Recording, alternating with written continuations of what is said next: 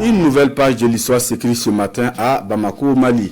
Après Niamey l'année dernière, la capitale malienne abrite cette fois-ci la deuxième session du collège des chefs d'État. Plus que quelques heures avant l'ouverture de la rencontre, c'est une journée charnière donc qui s'annonce à Bamako, nous disent nos envoyés spéciaux Suleiman Diabaté et bienvenue dans ça. Bamako est pour un nouveau tournant. La Confédération des États du Sahel pose un pas de plus vers sa souveraineté totale et assumée. Et la deuxième session du collège des chefs d'État qui s'ouvre dans quelques heures se fait sur fond d'espoir d'un espace beaucoup plus sécurisé. Pour un franc succès de la deuxième session du collège des chefs d'État de la Confédération AES, experts et ministres ont travaillé avec minutie. Le projet d'ordre du jour a été passé en revue, l'ensemble des documents et instruments examinés par les trois leaders également, notamment les protocoles additionnels au traité créant la Confédération.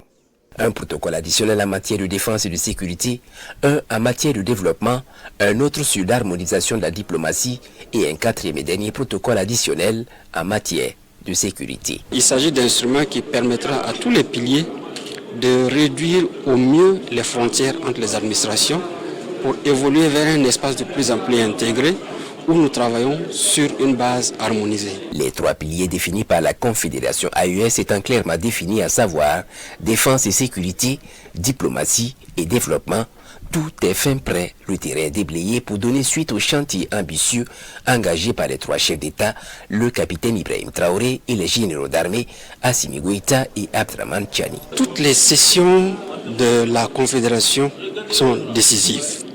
Donc, autant la première que celle-là sont des étapes décisives. Décisives en ce sens que chaque rencontre permet de franchir des paliers qui rapprochent davantage et qui permettent davantage de réduire les frontières et de donner à l'espace confédéral un espace d'épanouissement, ce qui est visé par les trois chefs d'État. La Confédération AES, alors source d'espoir pour plus de sécurité et de prospérité partagée pour les populations de l'espace. En un court délai, l'on note de nombreux acquis, des acquis qui touchent plusieurs secteurs de la vie. Nous sommes en train d'aller dans les 3 années.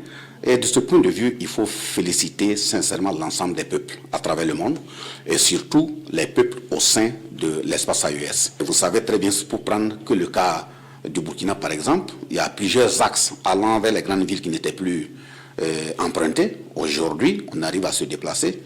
Et prenant le cas du Mali, vous avez vu que Kidal a été récupéré, on ne pouvait pas avoir accès. Au Niger, c'est la même chose. Au niveau des textes, il y a un certain nombre de décisions que les chefs d'État ont eu à prendre. La première décision, c'est de réfléchir sur la mise en œuvre d'un certain nombre de projets. Et le premier projet, c'est un projet ferroviaire qui doit désenclaver les 3 capitales, et associé à un projet autoroutier qui doit aussi désenclaver les 3 capitales. Et ce projet ferroviaire même doit désenclaver Kaya jusqu'à Lomé au Burkina Faso. Comme on le dit, la route du développement, ça commence par le développement de la route.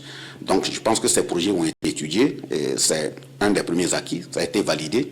Ça attend tout simplement un début de démarrage. Au niveau de la sécurité, vous avez l'adoption d'instruments harmonisés tels que le passeport de l'AES, la carte d'identité de l'AES. Ils sont en train de travailler aussi sur le visa de l'AES. Donc il y a tout un travail d'harmonisation et de convergence qui est en train d'être conduit au niveau de chaque pilier. Lorsque vous prenez le pilier diplomatie, nous avons une plateforme désormais qui nous permet de nous consulter régulièrement sur les grands enjeux et d'avoir des positions harmonisées et des positions homogènes. L'AES a en outre créé une banque d'investissement. Elle dispose d'une radio et vient de signer un accord qui met en place une télévision.